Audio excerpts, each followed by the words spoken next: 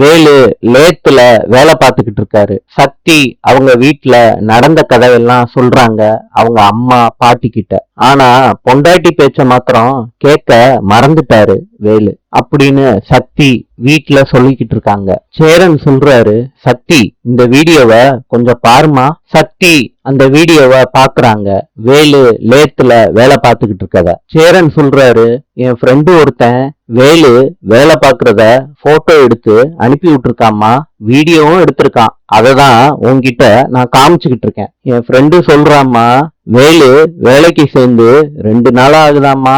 மீனாள் சொல்றாங்க சக்தி கிட்ட, உங்களுக்காண்டி எங்க அண்ணன் லேத்து பட்டறையில வேலை பார்த்துக்கிட்டு இருக்காரு. சக்தி இந்த வீடியோவை பார்த்து அழுகுறாங்க. நாளை சந்திப்போம்.